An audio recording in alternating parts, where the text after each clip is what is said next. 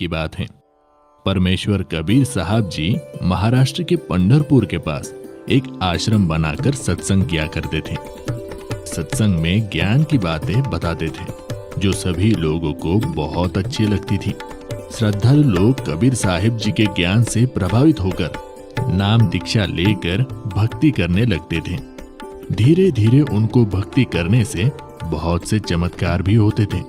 कबीर साहब जी के सत्संग समागम में लोग बड़ी उमंग से आते थे।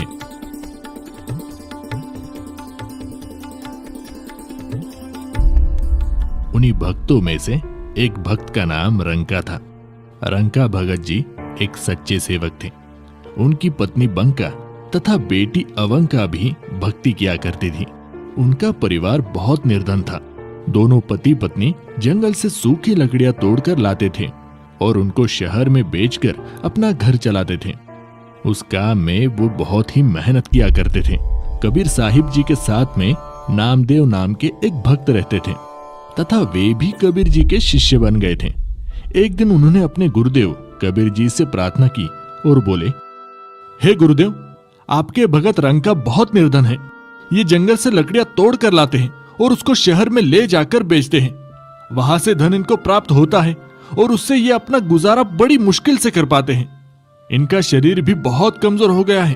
पूरा दिन मेहनत करने में लगे रहते हैं, इसलिए भक्ति करने का समय भी बहुत ही कम मिलता है। इनको कुछ धन प्रदान कीजिए ताकि इनका निर्वाह ठीक से हो सके। कबीर साहिब जी ने कहा, भक्त नामदेव, मैंने इनको धन देने की बहुत बार कोशिश की, परंतु ये लेते ही नहीं। हे गुरुदेव, आप फिर से धन दीजिए, ये अब की बार अवश्य लेंगे। बड़े दुखी है दोनों। ठीक है बेटा, समय आने दो। एक दिन रंका और बंका रोजाना की तरह जंगल से लकड़ियां सिर पर लेकर आ रहे थे। जिस रास्ते से वे दोनों आ रहे थे तो कबीर जी अपने शिष्य नामदेव जी को साथ लेकर उसी रास्ते पर आ गए।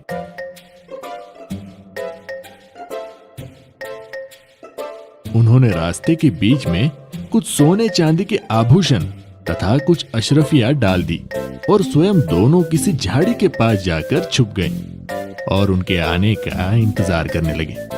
कुछ देर बाद रंका लकड़ियां सिर पर लेकर आगे आगे चल रहा था। उनकी पत्नी बंका भी पीछे पीछे लकड़ियां लेकर आ रही थी।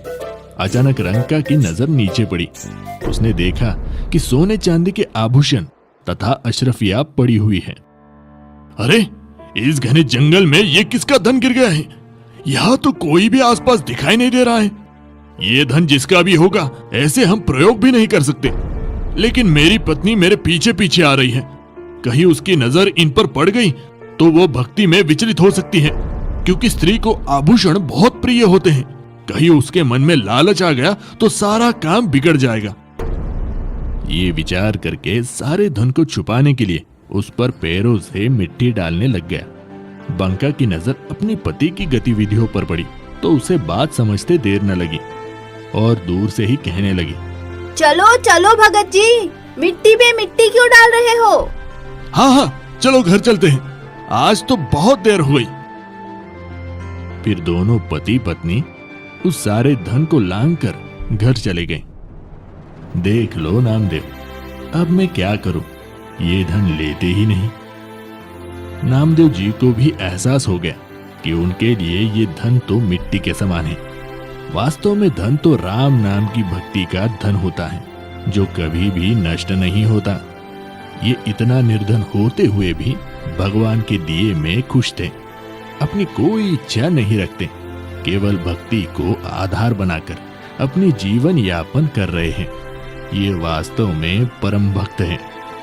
कबीर साहिब जी कहते हैं, कबीरा सब जग निर्धना, धनवंता न कोय, धनवंता सोई जानियो, राम नाम धन होए।